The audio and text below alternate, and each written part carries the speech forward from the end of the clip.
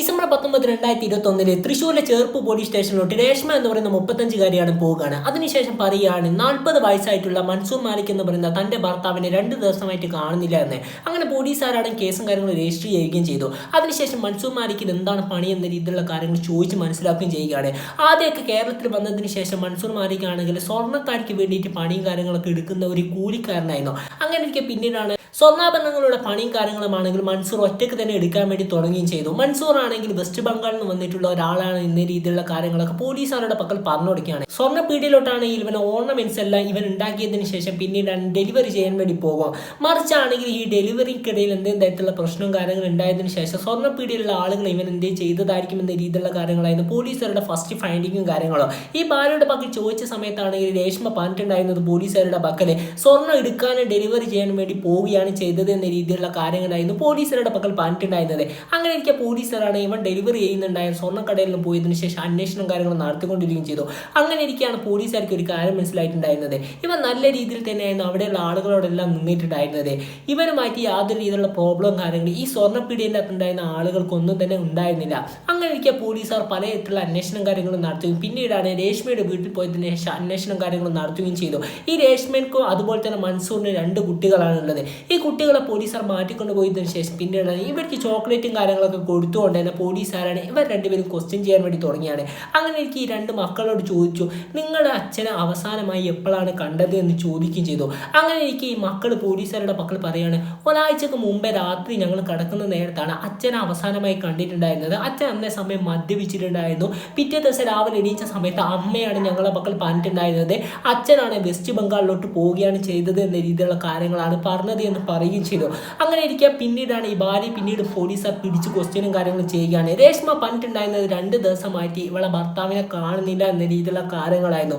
അങ്ങനെ ഇരിക്കുക പിന്നീടാണ് ഈ മക്കൾ പറഞ്ഞിട്ടുണ്ടായിരുന്നത് ഒരാഴ്ചക്ക് മുമ്പേ തന്നെ അച്ഛനെ കാണുന്നില്ല എന്ന രീതിയിലുള്ള കാര്യങ്ങൾ, വെസ്റ്റ് ബംഗാളിൽ പോയിട്ടുണ്ട് എന്ന രീതിയിലുള്ള കാര്യങ്ങൾ ഇവരുടെ അമ്മയായിട്ടുള്ള രേഷ്മ ഇവരുടെ പക്കൽ പറഞ്ഞിട്ടുണ്ട് എന്ന രീതിയിലുള്ള കാര്യങ്ങൾ പോലീസുകാരുടെ പക്കൽ പറഞ്ഞിട്ടുണ്ടായിരുന്നത്.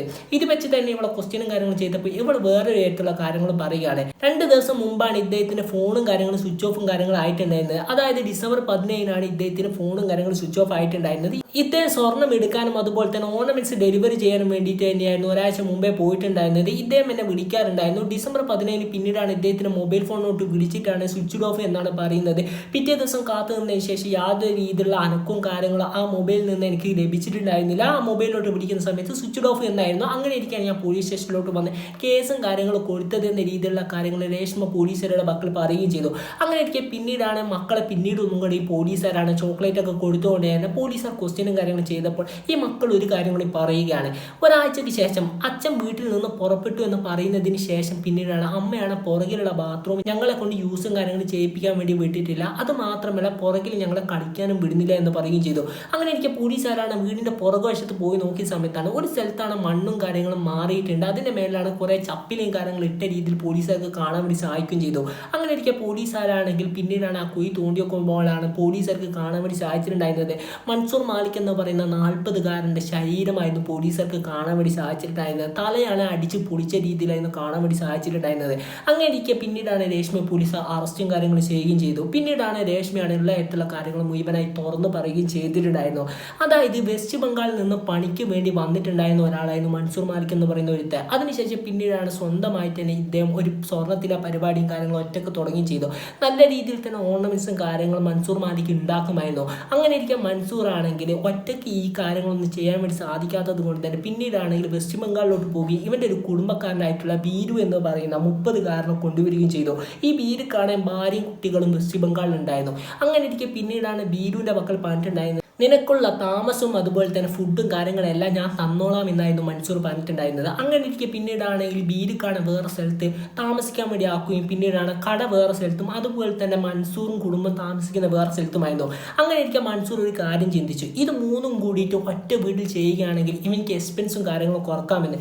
അങ്ങനെ ഇരിക്കെ പിന്നീടാണ് മൻസൂറാണ് 2 നിലയുടെ ഒരു വീട് കാര്യങ്ങൾ കണ്ടുപിടിക്കുകയും ചെയ്യുകയാണ്. അങ്ങനെ ഇരിക്കെ പിന്നീടാണ് മൻസൂറും കുടുംബം മുകളിൽ താമസിക്കുക. അടയിൽ കട ഇത്തരത്തിൽ തന്നെ സ്വർണ്ണം കാര്യങ്ങൾ ഒരുക്കിയതിന് ശേഷം ഓർണമെന്റ്സും കാര്യങ്ങളും ആക്കും. അവിടെ തന്നെ ഒരു മുറിയിലാത്താണ് ബീരു താമസിക്കുകയും ചെയ്യും. അങ്ങനെ ഇരിക്കെ പിന്നീടാണ് മൻസൂറാണ് വീട്ടിലോട്ട് കള്ളു കുടിച്ച് വരികയും പിന്നീടാണ് കള്ളു കുടിച്ചതിന് ശേഷം പിന്നീടാണ് രേഷ്മയുമായിട്ട് പലതരത്തിലുള്ള തർക്കവും കാര്യങ്ങളും ആകുകയും ചെയ്യും. പിന്നീടാണെങ്കിൽ മൻസൂറാണ് വീട്ടിൽ നിന്ന് പുറത്തോട്ട് ഇറങ്ങി പോവുകയും ചെയ്തു. അങ്ങനെ ഇരിക്കുകയാണ് പിന്നീടാണ് ഒരു ദിവസം വീട്ടിൽ നിന്ന് താഴത്തെ നിലയിലോട്ട് വരുന്നത്.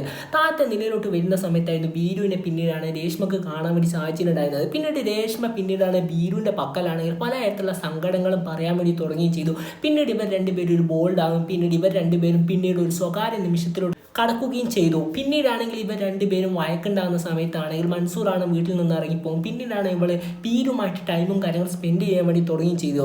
അങ്ങനെ ഇരിക്കെ പിന്നീടാണെങ്കിൽ മൻസൂർ വീട്ടിൽ വൈകുന്നേരം കുടിച്ചു വരുന്ന സമയത്ത് വേണമെന്ന് പറഞ്ഞുകൊണ്ട് തന്നെ പിന്നീട് രേഷ്മ അടിയുണ്ടാക്കാൻ വേണ്ടി തുടങ്ങുകയും ചെയ്യുകയാണ്. അങ്ങനെ ഇരിക്കെ പിന്നീടാണ് രേഷ്മ പലതായിട്ടുള്ള കാര്യങ്ങൾ മാറി മാറി ചിന്തിക്കാൻ വേണ്ടി തുടങ്ങുകയും ചെയ്തു. അതായത് മൻസൂർ മാലിക് ഈ വീട്ടിൽ നിന്ന് ഇല്ലാതാകുകയാണെങ്കിൽ, ഈ ലോകത്തോട് ഇവിടെ പറയുകയാണെങ്കിൽ ബീരു നമുക്ക് രണ്ടുപേർക്ക് ഈ വീട്ടിൻ്റെ അകത്താണ് നല്ല രീതിയിൽ ജീവിക്കുകയും ചെയ്യുക, ഇദ്ദേഹം കൊണ്ടുപോകുന്ന ബിസിനസ്സാണ് നിനക്ക് ഒറ്റക്ക് നടത്തുകയും ചെയ്യാമെന്ന രീതിയിലുള്ള കാര്യങ്ങൾ പറയുകയും ചെയ്യുകയാണ്. അങ്ങനെ ഇരിക്കെ പിന്നീടാണ് മൻസൂർ മാലിക്കിനെ കൊല്ലാൻ വേണ്ടി തീരുമാനിക്കുകയും ചെയ്തു. അതിനുശേഷം പിന്നീടാണ് ലിക്കർ ഷോപ്പിൽ പോയതിനു ശേഷം പിന്നീടാണ് ഡിസംബർ 12-ാം തീയതി ആണെങ്കിൽ പോയതിനു ശേഷം കുറേ തരത്തിലുള്ള മദ്യവും കാര്യങ്ങളും പിന്നീടാണ് ബീര് വാങ്ങിച്ചു കൊണ്ടുവരികയും ചെയ്തു. അതിനുശേഷം പിന്നീടാണെങ്കിൽ മുകളിലെ മുറിയിൽ വെച്ച് ഇവർ രണ്ടുപേരും ബന്ധിപ്പിക്കാൻ വേണ്ടി തുടങ്ങിയാണ്. ബീരുവാണ് പരമാവധി കുറച്ച് മാത്രമേ ബന്ധിപ്പിച്ചിട്ടുണ്ടായിരുന്നു. അങ്ങനെ ഇരിക്കെ പിന്നീടാണ് മൻസൂർ മാലിക്കിന് പിന്നീടാണ് മദ്യം കൊടുത്തുകൊണ്ട് തന്നെ ബോധം കെടുത്തി വീഴ്ത്തുകയും ചെയ്തു. പിന്നീടാണെങ്കിൽ രണ്ട് കുട്ടികളും പിന്നീടാണ് രേഷ്മ ഉറക്കിയതിനു ശേഷം ബീരും അതുപോലെ തന്നെ രേഷ്മയും ചേർന്നുകൊണ്ട് തന്നെ പിന്നീട് രണ്ടുപേര് ഇരുമ്പ് വടിയിച്ചുകൊണ്ട് തന്നെ മൻസൂറിന്റെ തലക്കടിച്ച് കൊലപാതകം ചെയ്യുകയാണ്. അതിനുശേഷം പിന്നീടാണ് ഈ ബോഡി നേരെ പിന്നീട് അവിടെ ഉണ്ടായിരുന്ന ഒരു ബെഡ്ഷീറ്റിൻ്റെ അകത്താണ് പൊതിയുകയും പിന്നീടാണ് വീടിന്റെ ബാക്ക് വശത്തോട്ട് മുകളിലെ നിലയിൽ നിന്ന് താഴോട്ട് തള്ളിയിടുകയും ചെയ്തു. അതിനുശേഷം അവിടെ മുഴുവൻ തുടച്ചതിന് ശേഷം പിന്നീടാണ് അവിടെ നിന്ന് മുഴുവനായിട്ട് ബ്ലഡിന്റെ ക്ലോത്ത് മുഴുവനായിട്ട് മാറ്റുകയാണ്. പിന്നീടാണ് ഇവർ രണ്ടുപേരും പുറകുവശത്ത് പോയതിനു ശേഷം പിന്നീടാണെങ്കിൽ ഇദ്ദേഹത്തിന് അവിടെ കുഴിച്ചിടുകയും ചെയ്തു. പിന്നീട് പിറ്റേ ദിവസം രാവിലെ എണീച്ച ശേഷം മക്കളെ പറയുകയാണ് അച്ഛൻ വെസ്റ്റ് ബംഗാളിലോട്ട് പോവുകയാണ് ചെയ്തത് എന്ന്. ബീരുവിനെയും അതുപോലെ തന്നെ പിന്നീടാണെങ്കിൽ രേഷ്മയുടെയും തെളിവുകളോടുകൂടി തന്നെ പിന്നീട് കേരള പോലീസിന് പൂട്ടാൻ വേണ്ടി സാധിക്കുകയും ചെയ്തു. അപ്പോൾ എന്തായാലും നമ്മൾ ഈ വീഡിയോ ഇവിടെ വെച്ച് വേണ്ടി ഇതിന്റെ നല്ല വീഡിയോയുമായി വരാമെന്ന പ്രതീക്ഷയോടെ signing off. It's me Afrad.